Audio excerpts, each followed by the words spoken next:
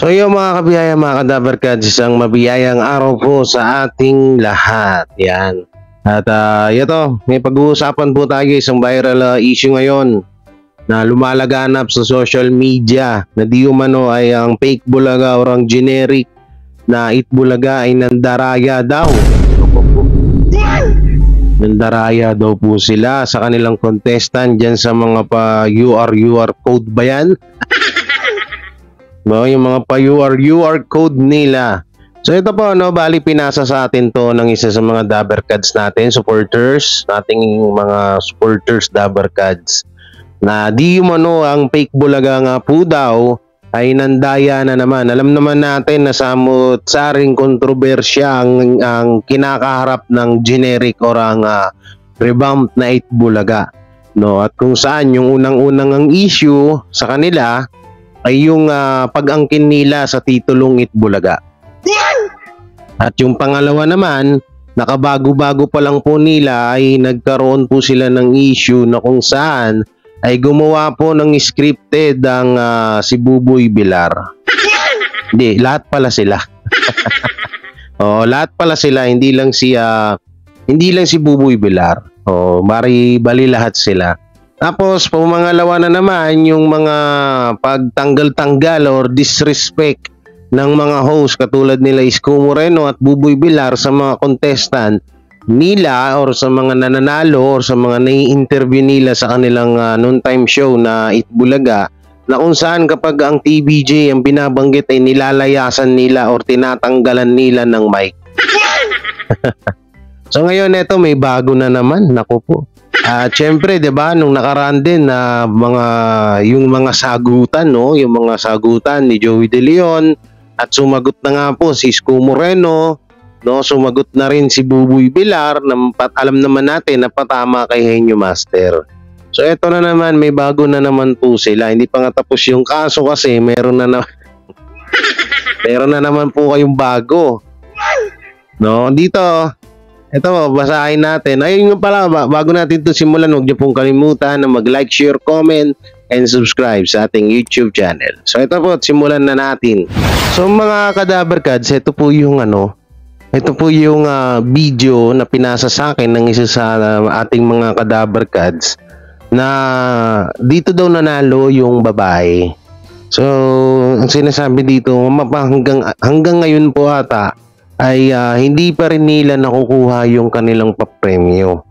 No, so syempre marami na namang iiyak dyan.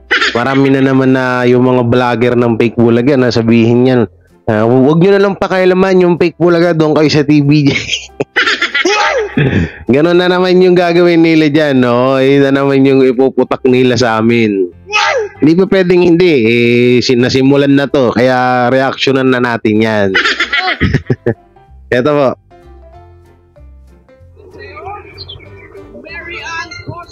From Ormoc, Leyte. Congratulations, Mary Ann Coste. Alright. Ulitin natin ha, Mary Ann Coste ang nanalo. Congratulations din sa'yo, Mary Ann Coste from Ormoc, Leyte. Congratulations, Oh, yan. Kita nyo na, di ba? So, ito po yung mensahe. Kahapon, kailan ba? Kahapon ba to? Kahapon or nung 12 po ata. Oo. Eto, sabi eto yung post, yan, may kita nyo dyan si screen, mga Kadabarkads. Harap-harapang niloko at dinaya ng Tape INC at generic na itbulaga ang isang home partner ng QR segment. No? Pandaraya ng Tape Incorporated at generic itbulaga, dayaan sa generic itbulaga ng Tape Incorporated. So dito may kita tayong comment kung saan ay nag-comment po yung mismong nanalo na si Mary Ann Coste. Dito nakalagay po, good afternoon po, nanalo po ako nung Lunes sa QR pero di pa po ako natawagan. Paano po pala ang process po? Salamat. Naku po, ito na naman tayo. No. Tapos meron pa nga isang comment dito sa baba, oh. Sabi niya, ang tagal ng QR watching promo, ayun pala. Huwag na pala natin basahin yan. So ito siguro sa tinagal-tagal na nga mga kadabarkads, hindi naman na nila na kukuha yung kanilang price. Nag-post na siguro to si nag-post na tong si Mary Ann Coste. No, Mary Ann Coste ba tama ba? Mary Ann Coste. So ito po yung comment nung isa siguro baka asawa niya to or hindi natin alam. So dito sabi niya, makikita niyo diyan sa screen mga kadabarkads, may naganap na dayaan sa QR segment ng Generic Itbulaga ng Tape Incorporated. Nanalo ang home partner nila noong Lunes, September 11 na si Mary Ann Coste na taga Leyte ng 9,999. So 10K no? Ba't may 99 pa? Ba't may 99? Ba't kaya ayaw na lang isarado ng 10K no?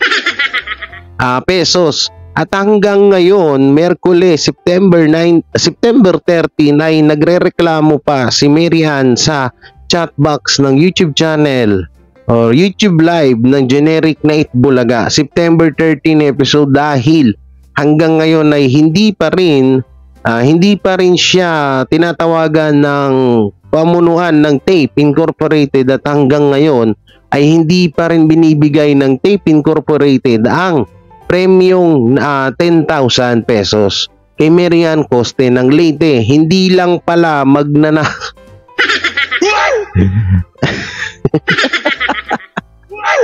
sabi dito, grabe to Oo, mukhang matindi yung galit. Sabi dito, hindi lang pala magnanakaw ang Tape Incorporated, kundi nagiging scammer at mandaraya na rin ang Tape Incorporated. Naku po, paktay kayo diha. Paktay kayo dito. Naku, dapat inaano nyo to, inaasikaso na to. Ewan ko lang kung alam to nila sa Mayor Bullet, nila John Alusos, kung alam nila yung ganyang issue na yan. Mati.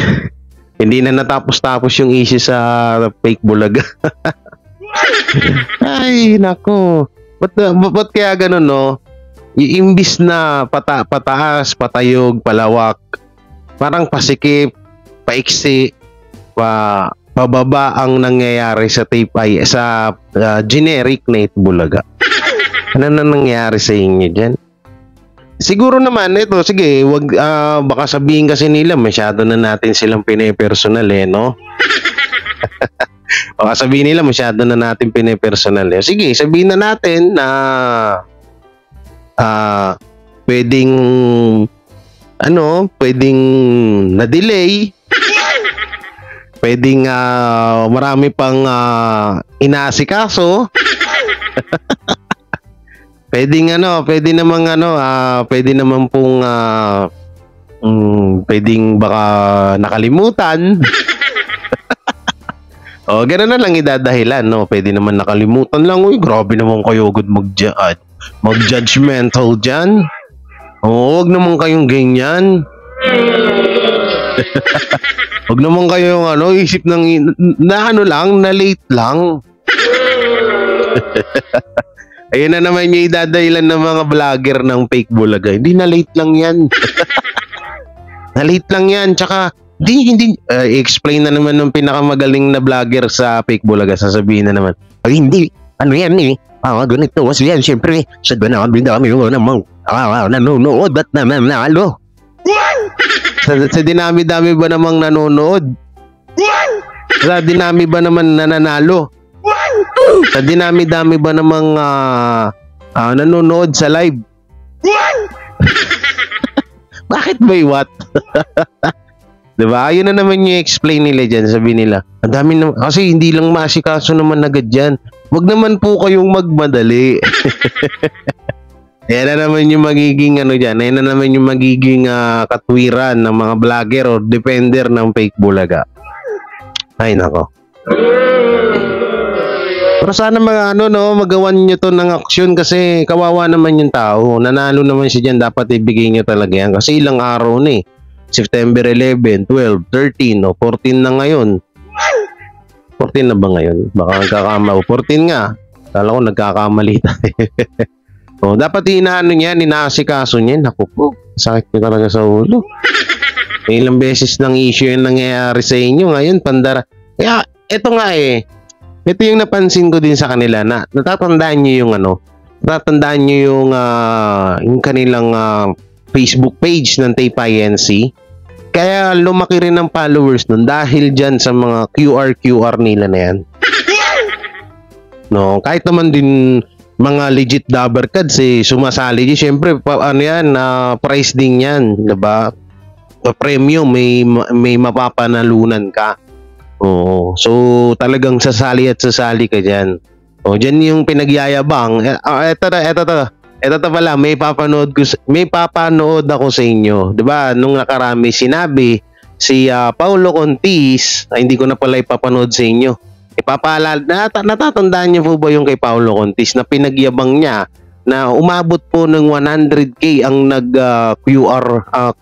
QR ba yan dyan? Yun nata yun yung pinagyabang ni Paulo Contis na maraming sa amin, maraming sumasali, maraming nagre-register. Yan sa mga ganyan, yung QR code na nga yan. Ngayon, nasa na, Paulo? Paulo, yung yung pinagyayabang mo 100k, baka mamaya fake yun Baka mamaya, na naman to, scripted.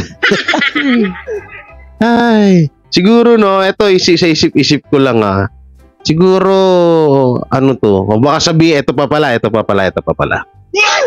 Baka isipin na naman ng baka ang idahilan na naman dito ng, tawag dito ng mga vlogger sa kabila ng fake bulaga, baka sabihin nila, na naman to, tawag dito, yung pakana ng mga legit dabber cards. So baka yan na naman yung sabihin nila, ay pakana lang ng mga legit dabber cards yan, hindi yan totoo. Ay tayo dyan, nanalo nga kitang kita naman dyan sa screen Mary Ann Coste, nagpicture siya. Si Yorme pa yung nandun sa TV nung nakita niya. Iilan na nga lang ang supporters nyo, iilan na nga lang yung nanonood sa inyo. Dapat minamahal at pinapahalagahan nyo yan. Dapat yan, inaasikaso nyo yan. Buti may intindihan sana ng tao yan kung sandamakmak ang nanonood sa inyo katulad ng TBJ. Kung umaabot kayo ng 73k sa views nila sa live, at sa mga gustong sumali dyan, so may intindihan nyo yan na kaya parang nagkaroon ng konting anomalya sa game nyo. Pero kung ganyan, sa Facebook nga, halos 4,000 tuloy. 400 lang ang nanonood sa Facebook. Ngayon nga, tsambahan, first time in history. First time in history na nag-umabot po kayo ng 2K watching sa live nyo. Gamit-gamit nyo po yung kinuha nyo na channel sa TBJ, di ba? Oo, kaya ayaw nila ibigay kasi doon lumalaki-laki yung views nila kahit papano. Ay nako, dapat pinapahalagan nyo yan, dapat inaasikaso nyo.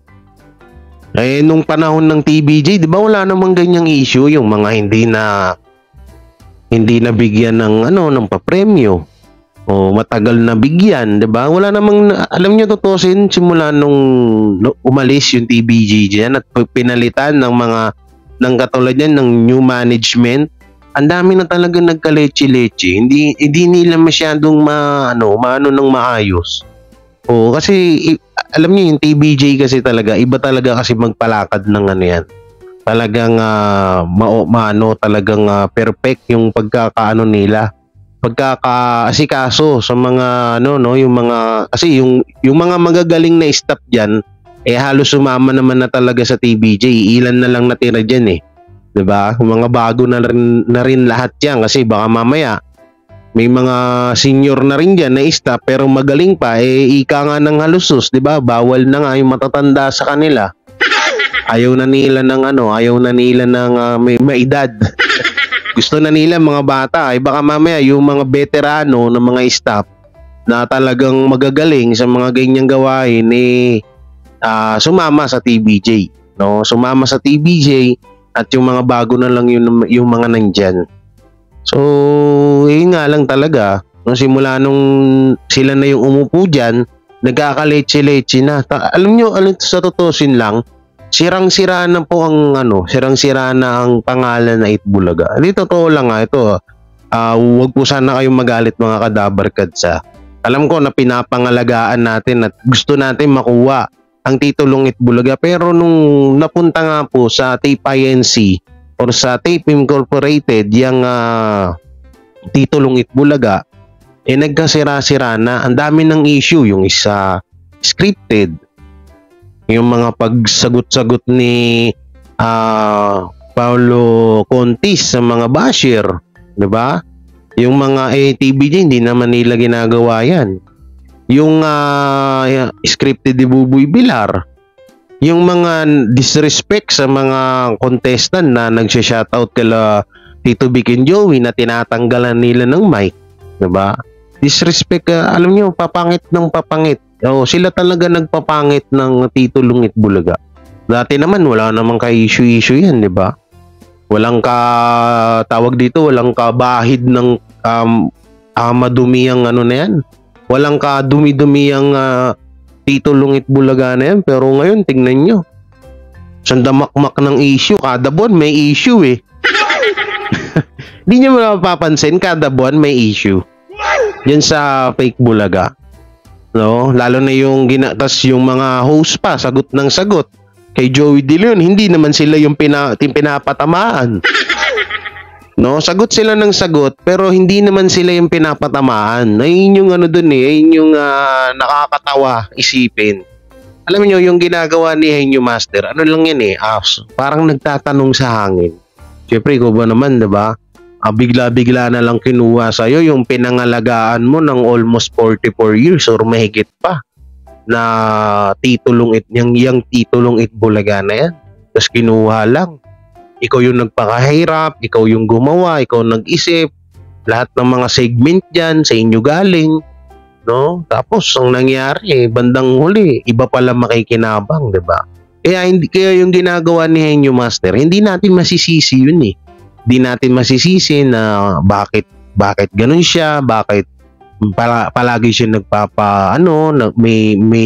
may tinatawag na anong tawag dun sa mga post niya, or may patama sa mga post niya palagi, 'di ba? Kasi hindi natin siya masisisi yung sakit na naramdaman niya. 'Di ba? Yung nararamdaman niyang sakit sa puso niya ni Henyo Master, yun yung hindi maintindihan ng iba. Yun yung hindi maintindihan ng mga host ng generic na Itbulaga, no? Yun, or ng fake Bulaga. Akala nila porket tinatamaan yung G sa Gedli, akala nila si Isko Moreno. Bakit si Isko Moreno ba ang may-ari ng Itbulaga? Si Isko Moreno ba ang boss diyan, 'di ba? Hindi. 'Di ba ang halusos? O kung may pinapatamaan man si Joey De Leon, halusos yun. Hindi yung mga host. Ayun yung pinagkamali. Ayun yung doon natin nakita, no? Doon natin napatunayan na ang mga host ng fake Bulaga ay wala talagang respeto sa TVJ. Kasi kita nyo naman, kay Buboy Bilar, sumagot siya. Kung ano yung meron pa nga yung, hindi ako kasi hindi ako iyakin eh. Diba? Alam mo yung mga ganon. Tapos yung kay Isko yung Pepsi. Tapos patawa-tawa pa si Buboy. Doon pa lang, doon pinatunayan nila na simula talaga nung pagpasok nila dyan sa fake Bulaga ay wala talaga silang respeto sa TVJ. Yun ang totoo at yun ang totoo talaga. Yung interview nga ni Isko Moreno kay Boy Abunda, 'di ba? Tinanong siya ni Boy Abunda, nung inalok ka ba ng Alusos or ng Tape Incorporated na mag-host sa revamp na Itbulaga, nag-isip ka ba? Anong sagot ni Yorme? Hindi na. Sabi ko nga, antimano kinabukasan, gusto nila mag-host na ako agad, 'di ba? Doon pa lang napatunayan na natin na wala talaga siyang respeto. Hindi niya man lang pinag-isipan, hindi niya man lang na inisip na parang disrespecto sa TVJ yung gagawin ko. Kasi alam ko naman na may issue tong ano na to, itong show na to, tapos papasukin ko bigla. No? Eh siguro mas maganda, wag muna ako mag-ghost dito kasi mas maganda kung tapusin muna nila yung ano nila, yung gulo nila bago ako pumasok diyan. At least wala akong masasagasaan.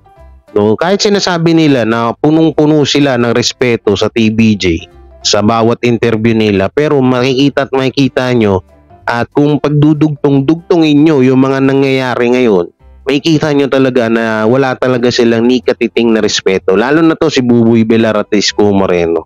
No, dahil yung mga ginagawa nila, yung bato-bato nila na salita na Pepsi, yung mga Pepsi na yan, yung urban legend, ilang beses na natin napag-usapan dito yan. Pero yun nga, ilang beses na natin napag-usapan at ilang beses na rin natin in-explain na hindi nga po talaga totoo yan. Eh, meron nga po pala dito na nagpapakalat mapatungkol dyan sa Pepsi na naman na yan. Binubuhay na naman po nila, kahapon lang pinost. Sabi ko, ewan ko ba dito sa mga to?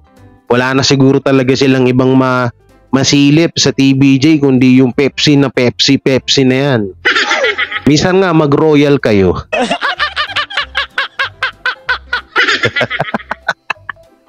Minsan mag-royal kayo, baka sakaling magkaroon kayo ng ibang issue na iba to sa TBJ. Kasi dalang na kami dyan sawang-sawa na kami dyan sa Pepsi na yan noon pa ginagawa nyo lahat pala ng urban legend ngayon pwede na maging makatotohanan, no? Ang galing, no? Palakpakan naman dyan.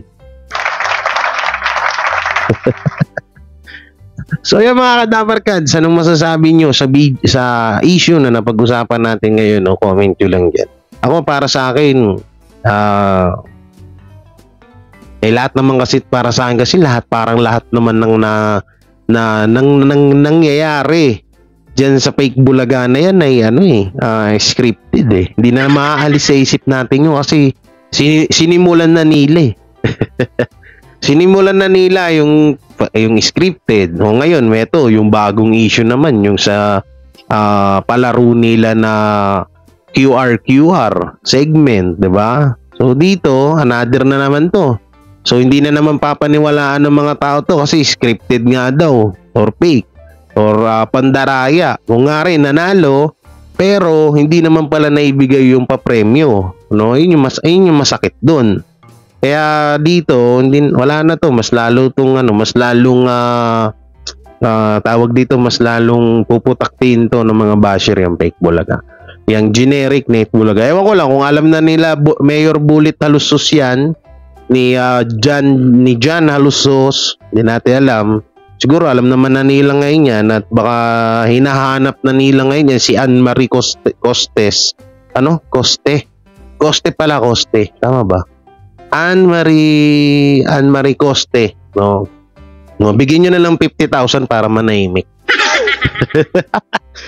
So yun mga dabarkads, hanggang dito na lang itong video natin, and syempre don't forget to like, share, comment, and subscribe sa ating YouTube channel at pakipindot na lang din po yung bell button para lagi kayo updated sa ating mga video araw-araw. At pakishare naman po ng mga video natin sa mga group, sa mga page ng Legit Dabarkads supporters at mga alam ko napakarami pa po ng mga kadabarkads natin na hindi tayo kilala or hindi pa tayo napapanood. Kaya sana pa ako po yung nangihingi ng pagsuporta sa inyo na mai-share ang ating mga video. So yun, ingat po kayo palagi and God bless and peace. Bye-bye.